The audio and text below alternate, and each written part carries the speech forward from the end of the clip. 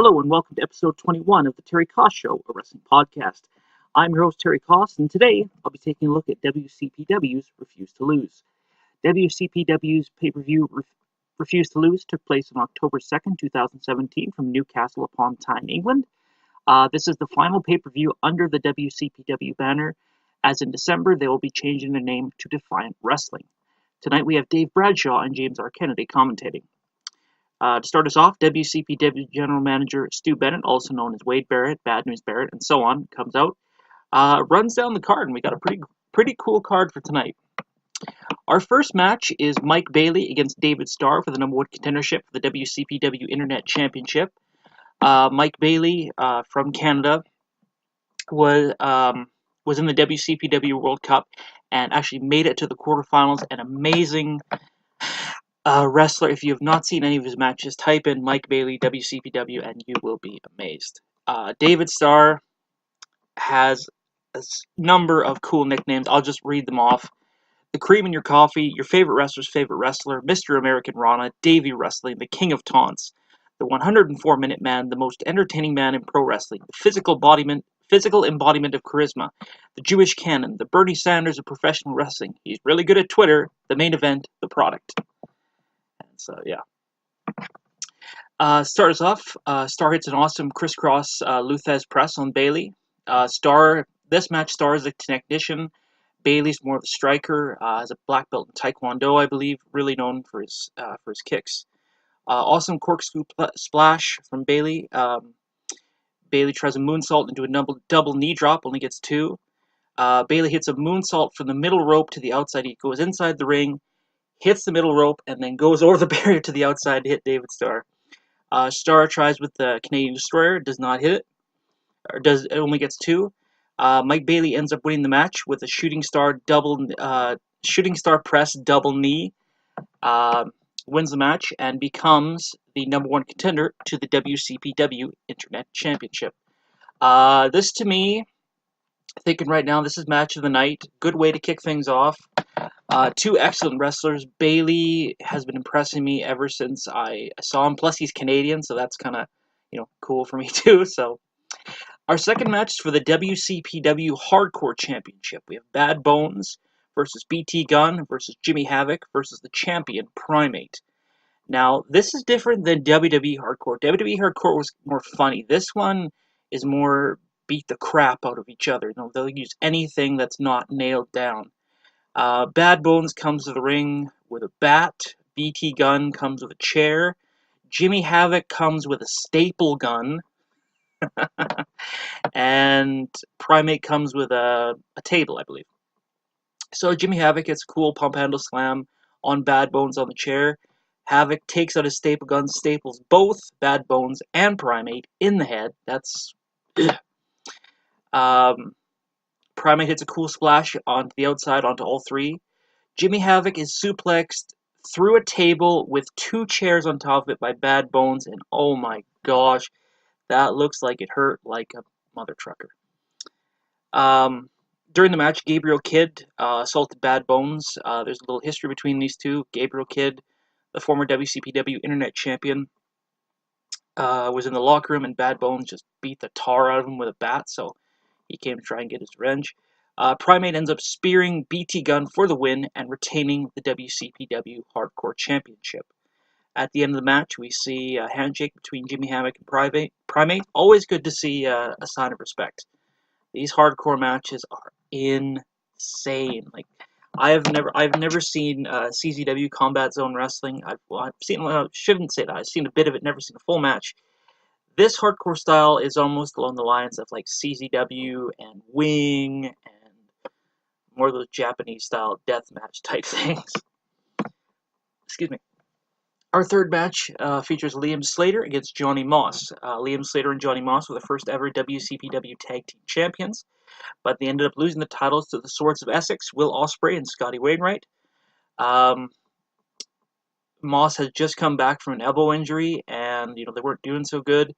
And so Slater slapped him in the face and said, "Come on, I want to see something out of you." Johnny Moss, oh my gosh, this guy is a mountain of a man. They call him the Cumbrian Man Mountain, Cumbrian, England. I would love to see a fantasy match, Johnny Moss against Braun Strowman. If you have never seen Johnny Moss before, look him up. He is massive. Johnny Moss is quick for a big man. Slater worked a lot on the elbow, which of course had been Johnny Moss just came back from an injury. Good match. Slater is kind of the protege of Johnny Moss. Really been learning a lot. Is really good for beyond his years. He ends up getting Moss in a Fujiwara armbar, and Moss taps out. Then there was a handshake and a hug between them. Again, always good to see respect between two combatants, two teammates, what have you. Our fourth match features Travis Banks and Joe Coffey from the Prestige against the South Coast Connection, Ashley Six and Kelly Dunn. Sorry, Ashley Dunn and Kelly Six. Highlights of the match: Kelly Six hits an awesome tornado DDT on Joe Coffey. The SCC hit a rock bottom backcracker combination on Travis Banks. Banks is able to hit the Kiwi Crusher, which is very much like Low Key's Key Crusher, and gets Dunn in the line clutch. Dunn taps out, and Coffey and Banks win. Our fifth match is for the WCPW Women's Championship. Features Bea Priestley against the champion, Kaylee Ray. Start of the match, Kaylee Ray ends up getting the Koji clutch on Priestley, but Priestley is able to get out of it. Tries the Koji clutch once again. Priestley is able to get out of it. Really cool thing, Kaylee Ray is on the bottom rope. Bea Priestley on the top rope. Kaylee Ray picks herself up and just throws Bea Priestley from the top rope. So that shows some incredible strength. Priestley hits an awesome German suplex from the top rope on Kaylee Ray. Priestley tries for a swinging fisherman suplex, hits it, only gets two. Kaylee Ray is able to get Priestley with the Gory Bomb and retain the WCPW Women's Championship. As Kaylee Ray is out celebrating, Veda Scott, who you probably know the most from Ring of Honor, where she was former manager of Cedric Alexander and Moose. She comes out, beats up Kaylee Ray and Bea Priestley, and basically demands a shot at the WCPW Women's Championship. Our sixth match is an open challenge with a Magnificent 7 briefcase. We have El Ligero, the holder of the briefcase, against the mystery opponent. Now, this all started back earlier in the year. General manager at the time, what's his name? Adam Blampier suggested this Magnificent 7 match. 7 men fight in a ladder match for a briefcase. The briefcase is very much like the Money in the Bank briefcase, as you can cash it in whenever you want for a world title shot. Martin Kirby was the first winner of the briefcase. El Ligero beat him, joined the Prestige, and so tonight's an open challenge. The mystery opponent is the villain, Marty Scurll, and I love this guy. He is so awesome. Ligero tries to hit Scurll with the briefcase. Scurll ends up getting him in the crossface chicken wing. Ligero gets the ropes. Travis Banks, a fellow Prestige member, tries to come out and hold Scurll. Ligero hits him. Scurll ends up winning the match with a crossface chicken wing and winning Magnificent 7 briefcase, meaning he can challenge for the WCPW Championship anytime, anywhere, just like Money in the Bank. Our seventh match is a Kiss My Arse match, Alex Gracie against Martin Kirby. Now, Alex Gracie was formerly of the tag team Prospect with Lucas Archer. They had a shot at the WCPW Tag Team Championships. They ended up losing. Gracie turned on Archer and claimed himself to be a legend. The tagline of Prospect was, sometimes a prospect can become a legend. They were formerly managed by James R. Kennedy. The biggest thing in the match is they both try an Eddie Guerrero. When I say an Eddie Guerrero, if you remember where both opponents were up, Eddie Guerrero had a chair and he flopped down to make it look like the other guy hit him with a chair. So Alex Gracie tries this. He knocks himself, or he falls down, throws a chair away, and it looks like Martin Kirby has hit him. But Martin Kirby, the referee's out, so Martin Kirby wraps the chair around his head, falls down, referee gets up, declares Martin Kirby the winner. As a result of this match, loser has to kiss the winner's arse. Fat Ligero comes to the ring. Fat Ligero, kind of a parody of El Ligero, a bigger, fatter version of El Ligero, and Gracie ends up kissing Fat Ligero's butt.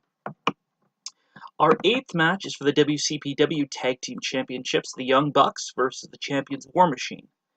Now, a little bit to note on this match. When the Young Bucks came into England, none of their luggage came in. I heard about this on their YouTube show, Being the Elite. And so they found some jeans, they found some shirts, they didn't have any of their merch, which they blamed on the stooge, Vince McMahon, get heat, whatever. And of course, we're calling the cease and desist of the Too Sweet, the hand gesture, and this and that. And War Machine just like, this isn't about merch, this isn't about hand gestures, whatever. This is about seeing who is the best tag team in the world. War Machine comes on strong. They obviously have the power advantage over the Young Bucks. Awesome double team moves by both teams. They end up fighting in the crowd. Nick ends up going on the stage and does a moonsault from the outside, onto the outside from the stage, sorry. This match is a War Machine rules match, which means anything goes. Both teams trade 2 super kicks. Young Bucks super kick War Machine, nothing. War Machine super kick Young Bucks, nothing. Young Bucks try to super kick War Machine again, nothing. War Machine super kicks Young Bucks, nothing. War Machine is able to hit an Indie Taker on Nick Jackson. Of course, the Young Bucks are trying for the Meltzer Driver, only get 2. War Machine end up hitting Fallout, a combination, I believe it's a powerbomb leg drop for the win, and they retain their WCPW Tag Team Championship. This was an awesome match, probably the second best match of the night behind the Mike Bailey, David Starr match. War Machine bow to the Young Bucks. Both teams each give each other the War Machine tag. What that means is War Machine basically bump their, what the heck is it called, their elbows or their fists or whatever together, so they do that as a sign of respect. The WCPW Hardcore Championship has been sitting on the announce table since the end of the Hardcore match, as Primate did not come and pick up the championship. Hanson ends up picking up the championship. Primate comes to the ring. He wants to get it. War Machine will not let him. And out comes Jimmy Havoc. Jimmy Havoc says, okay, if you're not going to give him back the championship, let's do this. On the next episode of Loaded, we'll challenge you for the WCPW Tag Team Championships. So that match is up and ready to go. Our final match and the main event of Refuse to Lose is for the WCPW Championship. We have the prestigious one, Joe Hendry, against the aerial assassin, Will Ospreay. Stu Bennett ends up joining Dave Bradshaw and James R. Kennedy on commentary. This match, oh my, this was probably, okay, now this is the second best match of the night. Or, no, this one is tied with Bailey and Starr. This match from start to finish was absolutely insane. Hendry, of course, the technician in this match. Ospreay has all the high-flying moves. The start of the match, Ospreay tries for a shooting star press, but misses and lands on his foot. So Hendry obviously works on the leg. Ospreay, this was a really cool move. It basically hit a rolling thunder into a Hurricane Rana from the top rope on Joe Hendry. Ospreay hits a standing shooting star press, only gets 2. Ospreay then hits a moonsault on Hendry on the outside. Hendry gets Ospreay in the Hendry lock. As this goes, Hendry lock is the ankle lock. Joe Hendry made his heel turn last year at Refuse to Lose? Can't remember. Anyways, made it last year against Kurt Angle and took the ankle lock and renamed it the Hendry lock. Ospreay gets Joe Hendry in the corner and hits him with a cheeky Nando's kick. Basically, Hendry is up like an evader bomb position. Ospreay tucks his head in and his hands in and super kicks him in the face. Only gets 2. Ospreay tries for it gets the Os Cutter on Hendry. Os Cutter is basically a cutter from the middle rope, but Hendry is able to get him in the Hendry lock. Hendry grapevines the leg. Ospreay will not tap out. The resilience this guy has is amazing, and his refusal to lose, as Dave Bradshaw keeps saying throughout the show, is just amazing. Turns him over and only gets 2. Hendry hits his finisher, the Freak of Nature, a fallaway slam from the top rope, but Ospreay kicks out. Hendry gets Ospreay once again in the Hendry lock. Ospreay is able to get out again. As Stu Bennett said, the damage to this guy's knee is... How he's still going at this point is still amazing. Ospreay is able to hit Hendry with a Spanish Fly. Spanish Fly is a rolling reverse moonsault. Kaz used it in TNA called the Flux Capacitor, hit it from the top rope. Only gets 2. Ospreay then hits an Os Cutter on Hendry, and both men are down. Ref starts counting 1, 2. They're almost up to 10, and the lights go off. And all of a sudden, you hear Bullet Club music. And Marty Scurll, the villain, comes out with his Magnificent 7 briefcase and uses it to insert himself into the match. So, of course, the people are going insane. Marty Scurll is so over in almost everywhere he goes. And again, I'm a big fan of this guy. If you want to check him out, look up the villain Marty Scurll. He is just amazing. Scurll tries for a cover on Hendry, only gets 2. Scurll hits Ospreay with a Tornado DDT, only gets 2. Scurll gets Ospreay in his finisher, the crossface chicken wing. But before he can tap out, Joe Hendry pulls Will Ospreay towards the rope to break the submission. Scurll tries to lock in the crossface chicken wing on Joe Hendry, but Hendry reverses it into the Hendry lock. Scurll's able to get out of it. Ospreay gets up and kicks Hendry, breaking the hold. Hendry hits Scurll with a briefcase. As Dave Bradshaw said in the triple threat match, there are no disqualifications, only gets 2. Hendry tries to hit a low blow on Scurll, but nothing happens. This is reminiscent of when he made his heel turn. He hit Kurt Angle with the low blow, hit him with the angle slam, and turned himself heel. But Marty Scurll was prepared this time. Marty Scurll was prepared. Hendry hits him, and nothing happens. Scurll pulls out a cup, kicks Hendry right in the downstairs with a low blow. Scurll is able to get Hendry in the crossface chicken wing. Joe Hendry taps out, and Marty Scurll becomes the new WCPW champion. The crowd goes insane. As I said, Marty Scurll, this guy is super duper over. Like, it's insane. This was a really great card from top to bottom. Match of the night is a tie between Mike Bailey and David Starr for the number one contendership for the WCPW Internet Championship, and the World Heavyweight title match, which turned into a triple threat match between Hendry, Ospreay, and Scurll. Cool surprise at the end. Scurll comes out, becomes the new WCPW champion. Since this aired in October, WCPW did 2 more episodes of Loaded, their weekly or bi-weekly YouTube show, and will hold no more shows until December the 4th, when they become Defiant Wrestling, and they present their pay-per-view, We Are Defiant, which I most likely will cover within the next few weeks or in the next few months. If you have not seen WCPW, definitely check it out. Young Bucks, awesome. War Machine, awesome. The hardcore division is awesome. Primate has gotten better every time I've seen him. The guy is basically like a wrecking machine. Martin Kirby, super duper over. Like, at first, I didn't really like Martin Kirby, but as time went on, I really got to like him, and I became a curb crawler, as they say, Martin Kirby's fans. The women's match was good. The tag team match between the Prestige and the SEC was good. Johnny Moss, you have got to see this guy. He is massive. As I said, would love to see a fantasy match between him and Braun Strowman. I don't know who would win. Strowman has the height on him, but Moss is just built like a brick shithouse. Yeah, and again, awesome card from top to bottom. So that'll about do it for me for this week. I would like to thank you for tuning in. Hopefully you had as much fun listening to me as I did talking to you. Be sure to follow me on Facebook at facebook.com/Terry Koss Show Podcast, where I upload every episode of the Terry Koss Show. Be sure to follow me on Twitter at Cheeto Koss. That's CheetoKoss. I am a wrestling fanatic. If you have not guessed that by now, well, if you didn't know, now you know.